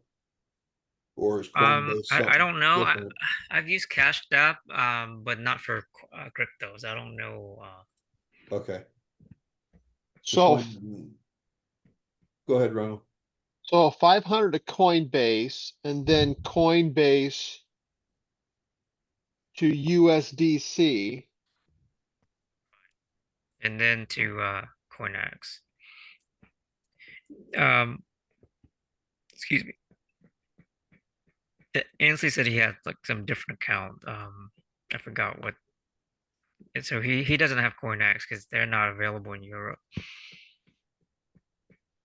Uh-huh. So that's the only thing with all these trading accounts and crypto and stuff is it's not available everywhere. Right. And it's not easy at all finding something that works. Because David's getting ready to release his 24-hour trader Uh-huh. and need to send some money to CoinEx and fund some accounts. And I was wondering the route, what's the lowest cost route to do that? Now, my son's traded up to, I think, 22 or more different cryptos, and he has cryptos paying him to trade their cryptos. Hmm. And so he's well known and he's markets them also. He also does some website design for him and modifications. Nice. So anyway, he said I could just give him the cash and he could just fund the Coinbase for him or the CoinEx for me. Okay, that's good. I don't know, but the thing is now if the 24-hour trader does well, I'm going to be transferring money out. And is that going to cause a tax problem if I start having depositing that money into my US um, bank accounts? If I start doing large amounts, that throws a red flag up to the US government if you do more than $2,000 a month. Well, when So I'm you trying to figure out withdraw, what's the best way of doing it. the thing is when you withdraw, it could still stay in your CoinEx, and then you just withdraw with that periodically, so you can limit it. And What so, I'm saying is I want to withdraw those large amounts to make a purchase or buy something. right, Then it starts going to my bank account. They're going to start questioning it, and I that'd be the understand. federal government questioning it. So, what's the best way to manage that money? But I'm running it as a business, so I'm gonna have to pay tax and stuff on it anyway. Right. What's the best route to go? That's a good question. I haven't withdrawn anything yet, so I couldn't tell you. Well, I've withdrawn 3,300 out of my um Darwin right to my Well, bank like I account. said, I've drawn into CoinX. I just um, don't really withdraw back to my bank account. And well, I know So, you work full time, so you have an income, but this is gonna be my income on top of Social Security. right. So Mhm. for you, if you make too much income, then you lose your security, right? So You know what? If I make $100,000, lose my Social Security, I don't care. that's good. Right. Anyways, Yeah, as far I closed right here because we hit the 3 hour mark I saw or the that. 2 hour mark, and so I don't want the session to go too far. I'm And really usually we have to disappointed talk. because you only made 3.5%. What was that? I'm really disappointed because you only made 3.5%. Well, I got double digits in my personal, so I was like, I'm joking.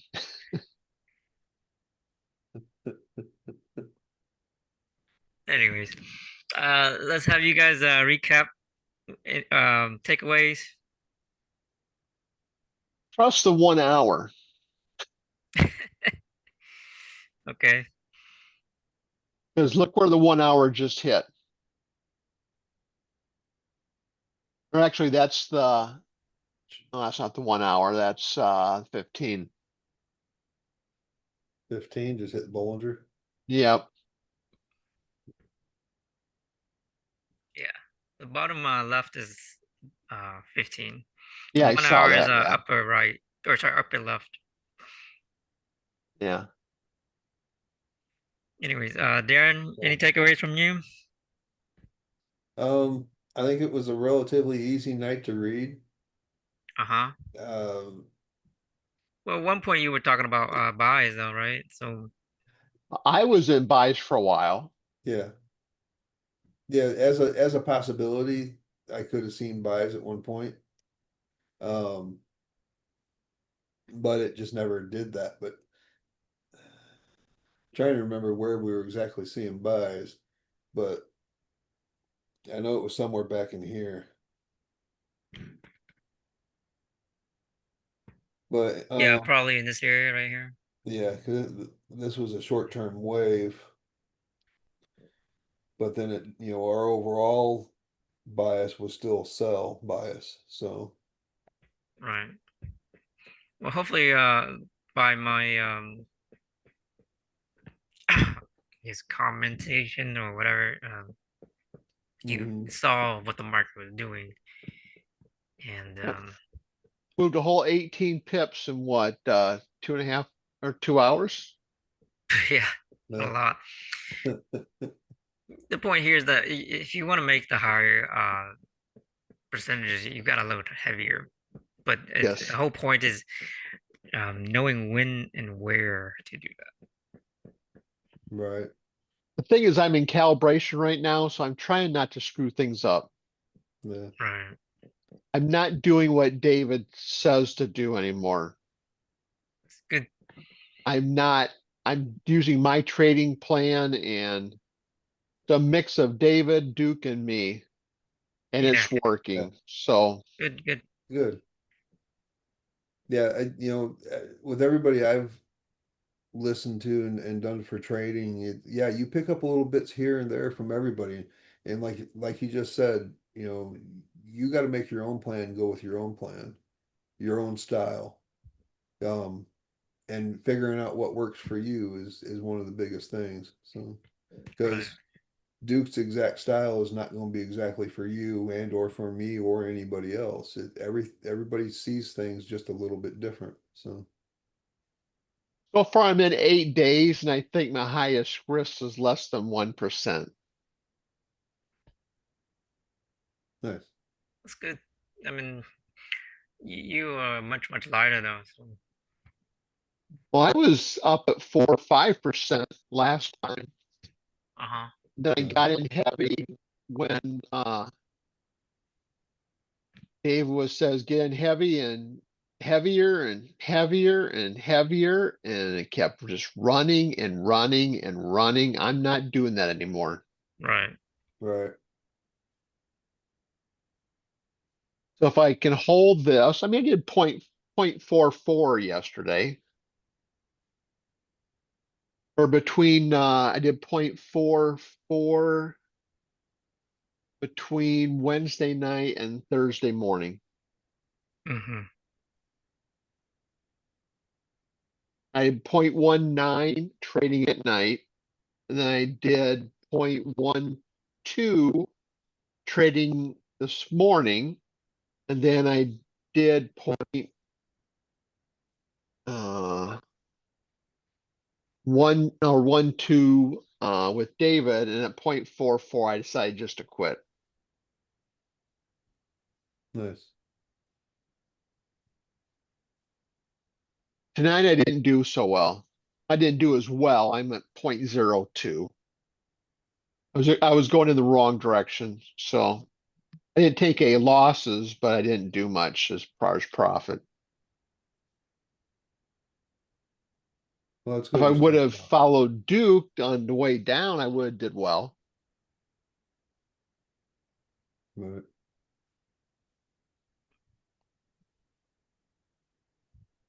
Yeah, I know, yeah, I was talking about buys in this area somewhere.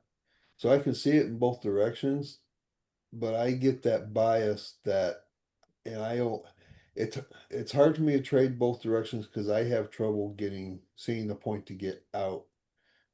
Because I know this was a short-term run, an overall buy or a short-term wave. Let me get the right. Knowing that in a long overall wave, we're heading down.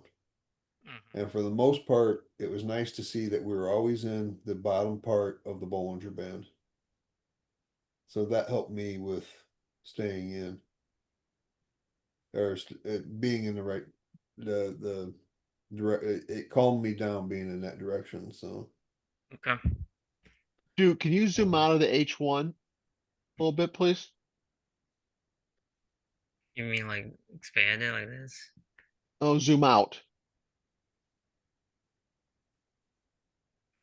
Uh-huh. Is that Yeah, what what you I want? was looking at was they have a big wick. I'm sorry, the 15. I was not the H1. I saw this big wick right here, and I was wondering if it was going to pull down, eventually possibly pull down to here. They had these two large wicks right Yeah, here. this was news. Yeah. So this is where I was upset because this is what happened.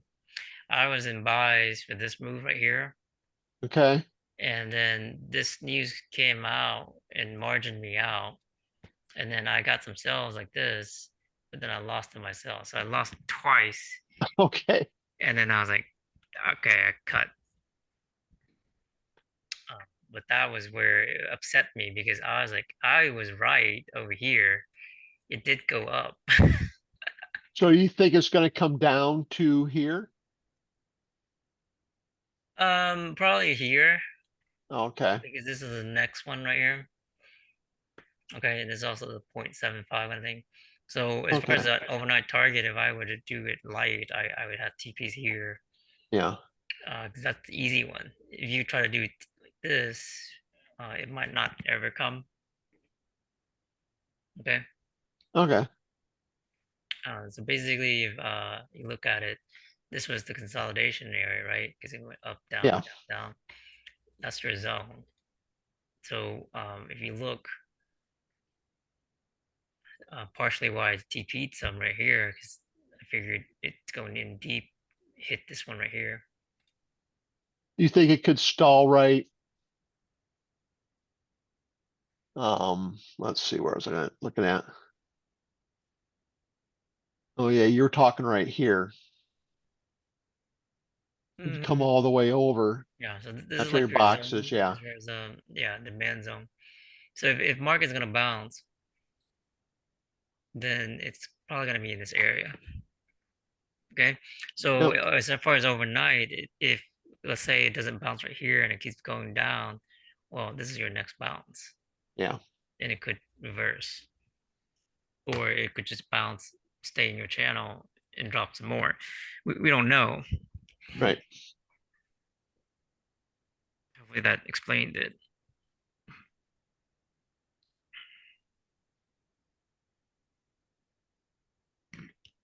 Okay. So anyways, the point here is that when this market dropped like this is the mini fractal based on this, that I took that TP right there. And you can see it worked because the next thing, what happened? It bounced.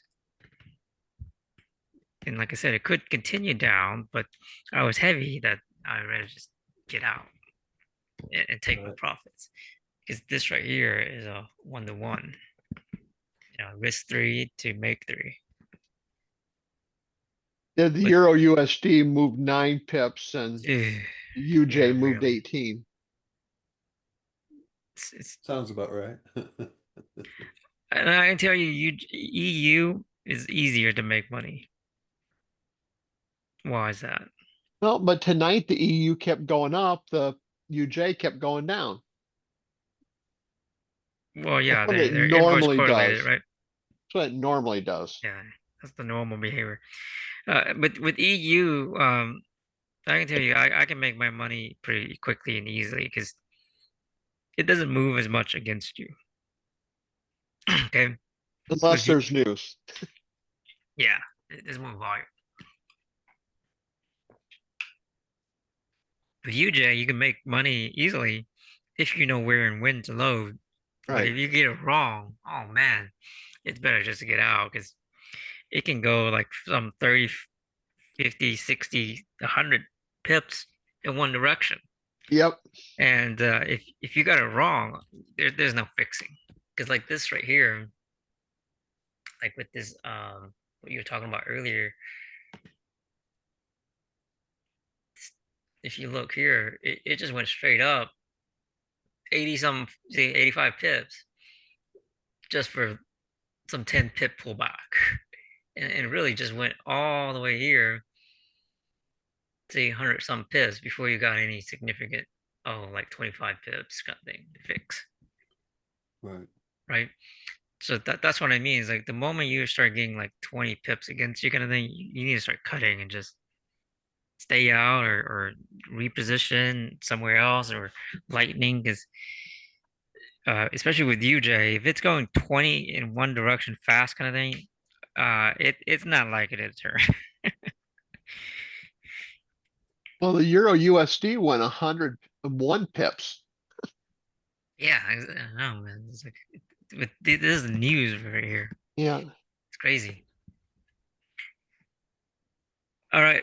Overall, I see that everyone's improving, so I'm glad to hear that. Okay, that's the Okay. whole point of these sessions. Well, thanks. Yeah, thank you, Duke. Have All a good right. Have a good weekend. night.